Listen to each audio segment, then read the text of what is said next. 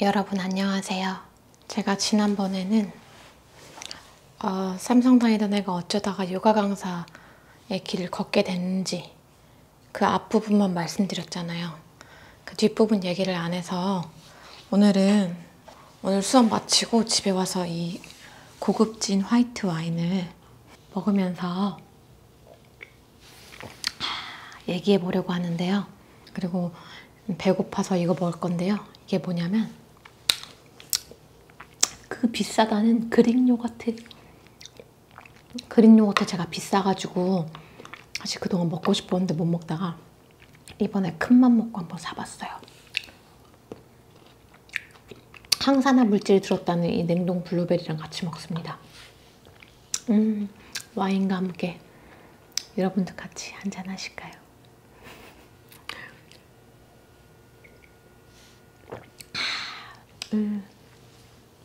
제가 지난번에 어떻게 해서 요가 강사의 과정을 밟게 됐는지 말씀드렸잖아요. 상담사 되려고 하다가 이제 허리가 공부 너무 해서 허리가 고장나가지고 요가를 시작했다. 그래가지고 제가 동네에서 요가 지도자 과정을 했는데 이제 서울의 큰 데를 알게 되어서 지도자 과정을 서울 유명한 데서 한 번 더 했다까지 말씀드렸었는데요. 거기서 지도자 과정 할 때 선생님이 방송 출연도 많이 하시고 요가 업계에서 꽤 많이 알려진 분이셨어요. 굉장히 실력 있는 분이셨고 자기관리도 철저한 분이시고 그리고 정말 그분한테 배우길 정말 잘했다고 생각해요. 근데 그 선생님께서 해주신, 저희 스승님이시죠? 해주신 말씀이 너무 힐링돼요. 명언이 굉장히 많은데 되게 중요한 말씀을 하나 해주셨어요. 그게 뭐냐면 넘버원이 되려고 하지 말고 온리원이 되라 라고 말씀해 주셨거든요. 그러니까 너만의 색깔을 갖는 게 상당히 중요하다 이런 뜻이에요. 그 얘기를 듣고 되게 크게 와닿았어요. 저는 원래 상담사가 되려고 했던 사람이잖아요. 지난 영상에서 말씀을 못 드렸는데 제가 상담사가 되려고 했던 큰 이유 중에 하나는 제가 사실 마음이 되게 아팠던 사람이었거든요. 그러니까 어렸을 때 생각하면은, 지금 생각하면 그게 우울증 증상인 것 같아요. 제가 초등학교 때 삶이 너무 힘드니까 옥상에 자주 올라갔어요, 혼자서. 옥상에서 울기도 하고 그냥 우는 것 자체를 누구한테 보여주기 싫어해가지고 울기도 하고 거기서 혼자 별의별 생각을 다 했던 것 같아요. 달림 보고 막 소원도 빌어보고 하늘 보면서 원망도 하고, 그리고 나처럼 불행한 사람이 또 있을까? 진짜 세상에 나처럼 불행한 사람은 또 없었으면 좋겠다. 이렇게 힘든 사람은 없었으면 좋겠다. 막 이런 생각 많이 했고요. 여기서 차라리 죽는 게 어떨까? 근데 또 내가 죽으면 내 주변 사람들이 엄마가 슬퍼하겠지?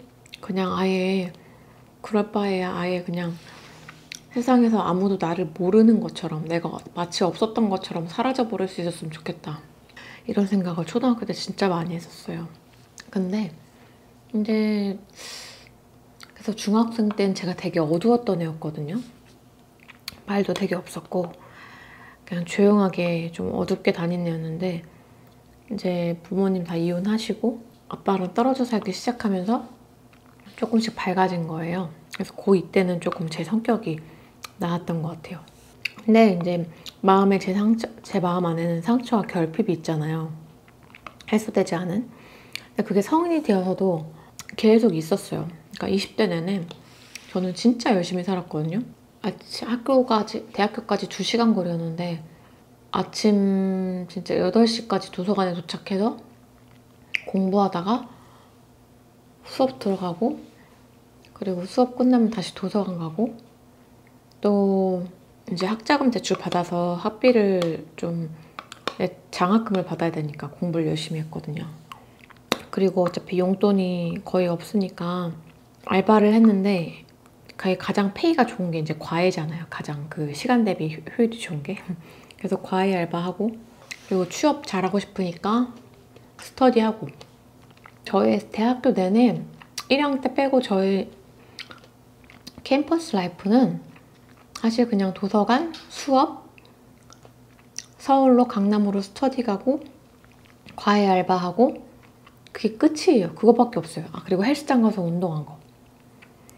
그리고 이제 뭐 공휴일 같은 데 있잖아요. 중요한 공휴일. 그런 때는 꼭 이제 알바 가고. 왜냐면 그때 알바 페이가 세니까. 진짜 인생을 그냥 그렇게만 살았어요. 뭐 연애도 안 했고 진짜 그냥 진짜 빽빽하게. 제가 NTJ라서 그때는 진짜 심한 NTJ였거든요.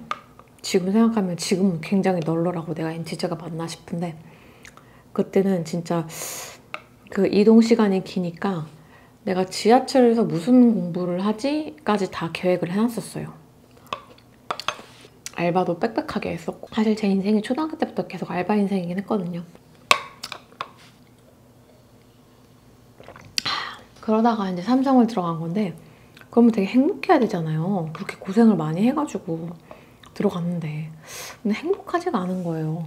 그래서 제가 자세하게 말하기는 좀 그렇고 나중에 뭐 기회가 있으면 딱 신입 입사한 지 1년 차 때인가 몇 개월 안 됐었어요. 1년 미만 됐을 때.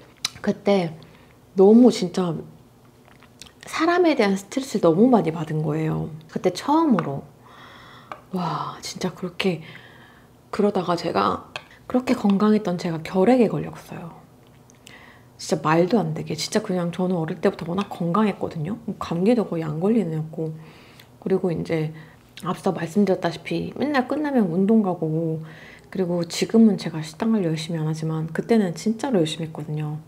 왜냐면 예쁜 몸을 정말 내가 늘 갖고 있는 게 내 자기 만족이었기 때문에 길거리 음식도 절대 안 먹고 거의 뭐 닭가슴살, 토마토, 고구마 이런 거 먹으면서 식단 관리 되게 열심히 할 때였거든요. 그러니까 건강한 때인데 결핵에 걸렸어요. 근데 진짜 심각했어요. 그때 상황이 막 복수도 막 진짜 임산부처럼 막 차가지고 그 복수를 빼는데 이 복수가 척추 근처에 있으니까 이게 잘못해서 척추를 건드리면 이제 마비가 오는 거거든요. 그래서 이제 그런 거 계약서 같은 것도 작성하고 그 의사 선생님이 마취를 하면은 이거를 고름을 제대로 못 뺄 수도 있다고 해서 거기까지 바늘이 도달을 못할 수 있대요. 그래서 수면 마취 못하고 되게 국소 마취만 하는 건데 너무 그 바늘이 제 배를 뚫고 들어갈 때 진짜 너무 아파서 으악 하고 소리를 질렀던 그 기억이 나요.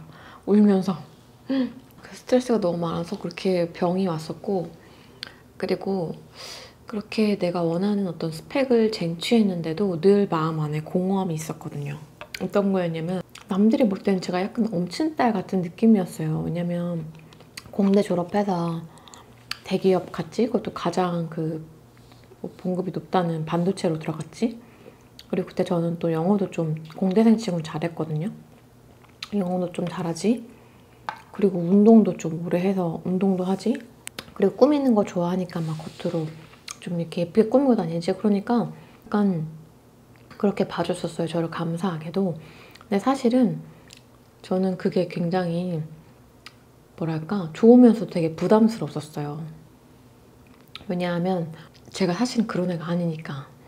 대학교 내내 사실 초등학교 때부터 내내 알바 인생 살다가 학자금 대출 받은 것 때문에 장학금 받으려고 진짜 아등바등 대학교 내내 공부하고 빨간 날이면 알바 나가기 바쁘고 그 대학교 왕복 4시간까지 걸리는 거리를 다니면서도 맨날 가장 일찍 도착하려고 도서관 가면서도 밤늦게 집에 오고 이러면서도 또 멋은 포기하지 않으려고 10cm짜리 하이에 신고 다녔거든요. 그때 당시 서인영님 PDD 유행이어가지고 제가 어떻게 그랬는지 모르겠어요. 어떻게 그렇게 살았는지 모르겠어요. 지금 생각하면 20대니까 가능했지 않나 싶어요. 내가 무슨 일에 다 여기까지 왔지? 아무튼 그래서 저는 이렇게 열심히 살았다는데 그러니까 안에서 아등바등 그냥 내가 처한 그런 가족에 대한 심각한 컴플렉스 그게 되게 컸거든요. 그거를 남들에게 들키지 않기 위한 삶을 살았던 것 같아요. 저는 내 안에 있는 그 커다란 구멍과 내 낮은 자존감 아등바등하고 불안에 떨면서 끊임없이 이렇게 노를 저어야만 했던 나의 삶의 그런 흔적들을 누군가에게 들키고 싶지 않았어요. 그래서 겉으로 봤을 때는 그냥 약간 고고한 마치 백조처럼, 그냥 겉으로 봤을 때는 뭐 백조까지는 아니겠지만 겉으로 봤을 때는 그냥 다 멀쩡하고 뭔가 되게 좋은 가정에서 좀 경제적으로도 풍요롭고 화목한 가정에서 사랑 많이 받고 자랐을 것 같은 그런 여자로 보이고 싶었어요. 그거에 대한 이제 컴플렉스가 있으니까 더 그랬겠죠? 근데 막상 누가 그렇게라도 봐주면 그게 너무너무 뭐랄까, 그때는 뭔가 그게 좋다고 생각했는데 지금 생각하면 그게 더 큰 상처였는 것 같아요. 그러니까 내가 나를 있는 그대로 드러내지 못하고 꾸며진 모습을 남들이 봐주길 바랬다는 게 자체가, 그게 나를 부정하는 거잖아요. 내 존재 자체를. 너는 이렇게 가치가 없는 사람이니까 꾸며내야 돼 라고 저 자신에게 말하고 있는 거잖아요. 그래서 그게 오히려 지금 너무 스스로에게 미안한데, 그때는 그랬어요. 그냥 그렇게 내 자신을 있는 그대로 보이고 싶지 않았어요. 그게 너무나도 초라하다고 생각했기 때문에. 그래서 그렇게 좀 저는 마음의 병이 있었던 것 같아요. 근데 그게 그때 우연치 않게 상담을 받으면서 정말 많이 해소가 되고, 그리고 상담 공부를 하면서 아, 내가 왜 이렇게, 내가 지금 하고 있는 생각이 건강한 생각이 아니구나, 그런 것들을, 내가 왜 이렇게 됐구나, 이런 것들을 알게 되다 보니까 정말 많은 변화가 있더라고요. 지금 생각하면은 저한테는 말도 안 되는 신념이 두 가지 있었는데, 첫 번째는 아, 내가 사랑하는 사람들은 모두 나를 떠나라는 그런 신념이 있었고, 두 번째는 나는 뭐 하나를 이루거나 좀 행복하게 살려면 남들보다 몇 배로 노력해야 되는 사람이야 라고 정말 철석같이 믿고 있던 사람이었어요. 아무튼 그렇게 저는 정말 굳게 믿고 있었어요. 실제로 그랬다고 생각했기 때문에. 근데 이제 상담을 받으면서 그게 일종의 내가 가지고 있는 부정적인 신념이라는 걸 깨달았죠. 그렇게 이제 저는 심리 상담을 받고 또 공부를 하면서 변화를 했기 때문에 뭔가 이런 거를 남들에게도 주고 싶은 사람이 되고 싶은 거예요. 내가 겪은 변화를. 왜냐면 그런 사람이 너무 많다고 생각하니까, 많으니까. 그래서 상담사가 되고 싶었지만 이제 요가 강사를 하고, 아까 처음으로 돌아가자면 저한테 이제 넘버원보다는 온리원이 되라는 그 선생님 말을 듣고, 아, 나는 그러면 요가로서 사람들의 마음을 다가갈 수 있고 마음에 좀 더 힘이 될 수 있는 사람이 돼야겠다, 이런 생각을 한 거예요. 그리고 그 상담이 사실 비싸잖아요. 그러니까 저야 그때 그때 당시에는 돈 잘 버는 회사를 다녔으니까 그 페이를 할 수 있었지만은, 사실 일반인이 한 시간에 막 거의 10만 원씩 하는 상담을 박사분한테 받으면 좀 그 정도 하거든요. 상담을 받기가 어렵잖아요. 그래서 저는 좀 더 문턱이 낮은 요가로서 내가 그런 것들을 제공한 사람이 되자라고, 그때 당시에 2017년도 그때 진짜 결심을 한 것 같아요. 그래서 어떻게 하면 내가 요가로 더 마음으로 다가갈 수 있을까라고 고민을 했던 결과 이제 명상을 알게 됐고, 마음챙김 명상을 알게 되고, 이제 그때부터 이제 명상을 제대로 공부해보자라고 생각해서 책도 읽고 공부도 하고 그러면서 여기까지 이제 온 거죠. 그래서 제가 요가 강사가 됐어요. 그러니까 저는 사실 좀 요가 강사마다 그 동기가 다르겠지만 저는 이런 동기예요. 사람들의 마음에 더 도움이 되는 요가 컨텐츠를 만들고 싶다. 상담 좋지만 좀 더 쉽게 보급할 수 있고 사람들이 더 쉽게 접근할 수 있는 그런 컨텐츠를 제공하고 싶다는 생각에 요가 강사가 된 거죠. 그리고 그 당시에 이제 대학원 준비했으니까 논문 같은 거 많이 보잖아요. 논문을 찾아보면 실제로 이제 요가랑 정서, 치유 관련해서 논문이 굉장히 많아요. 그 카톨릭 대학교에 그 요가 치유학과도 있어서, 그러니까 심리적으로 요가를 통해 심리를 치유하는 학과도 있고, 제가 봤던 논문 중에 인상 깊었던 논문은 이렇게 성폭행 당한 여성들을 이제 요가를 통해서 치유하는 과정이었는데, 그게 성폭행 당하고 나면은 자기 신체에 대한 진짜 극도의 혐오감이 생긴대요. 물론 사바사겠지만 저 같아도 근데 진짜 그럴 것 같아요. 저도 유년기에 어렸을 때 그런 성폭행까지는 아니지만 그런 성추행 같은 경험들을 몇 차례 겪었기 때문에 그 나의 신체에 대한 그 사항이 긍정적으로 형성되지가 않는 거죠. 그때 기억이 떠오르니까 나의 신체를 보는 것 자체가 두렵고 보면은 막 혐오감이 올라오는 거예요. 너무 마음이 아프네요, 말하면서도. 제가 그거를 이제 요가를 통해서 치료하는 그런 논문이었는데 굉장히 인상 깊었어요.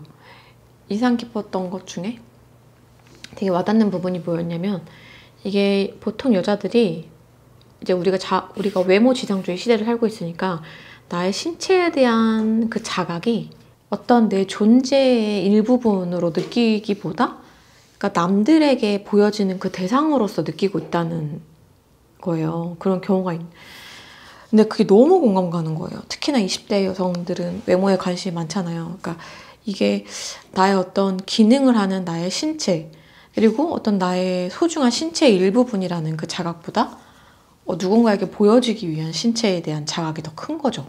얼마나 슬퍼요, 그게.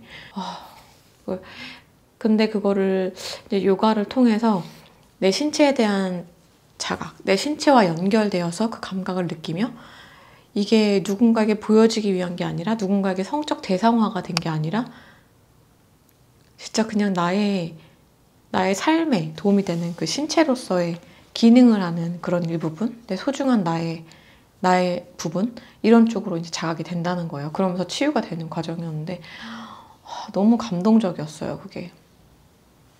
그런 논문들 여러 편 보면서 실제로 이제 요가를 통해서 누군가의 마음에 그 결핍이나 상처에 접근한다는 게 가능한 일이구나라는 거를 알게 됐고 나는 그렇게 해봐야겠다라고 생각을 한 거죠. 제가 이제 그때가 2017년이니까 지금은 몇 년 됐죠? 되게 오래됐잖아요. 꽤 됐죠. 그래서 되게 다양한 시도를 그동안 해봤는데 사실 잘 안 된 것도 많았죠.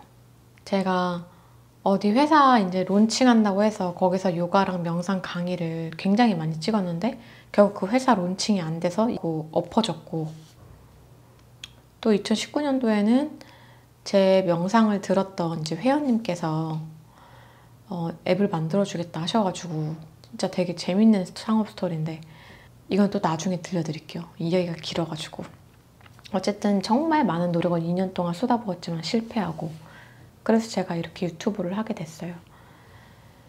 근데 사실 저는 이 누군가의 마음에 다가서는 그런 요가 컨텐츠 그리고 정말 누군가에게 이완과 휴식을 선물할 수 있는 요가나 명상 컨텐츠 이런 것들이 되게 필요하다고 생각하고 누군가 정말 원하는 사람이 있을 거라 생각하거든요. 제가 실제로 그 회원님들께 해봤을 때 진짜 정말 이런 게 필요하신 분들이 있다고 생각하는데 막상 요가원에서 그런 분들을 만나는 건 쉽지 않은 것 같아요. 왜냐면 보통 요가를 운동의 목적이나 체형 교정의 목적으로 가지고 오시니까 저도 근데 운동 너무 좋아하니까 땀 흘리면서 요가하고 이러는 거 진짜 좋아하는데 그래서 좀 아쉬워요, 그런 부분이. 근데 이거는 이제 저에게 맡겨준 숙제겠죠. 어떻게 이걸 풀어나가냐에 따른 건 제가 해나가야 할 일이겠죠. 네, 그래서 제가 이렇게 요가 강사가 된 겁니다. 그러면 영상이 이미 길어진 것 같은데 오늘 영상은 여기까지 하겠습니다. 혹시 이 영상 끝까지 봐주신 분들 계신가요? 이 긴 영상을 혹시 계시다면 정말 정말 감사드려요. 그리고 나중에 저한테 저 그 영상 끝까지 다 봤어요 이렇게 말씀 주시면 제가 막 너무 반가워할 것 같아요. 영상 봐주셔서 감사하고요. 더 좋은 컨텐츠로 찾아뵙겠습니다. 인사할게요. 구독과 좋아요도 눌러주세요. 안녕.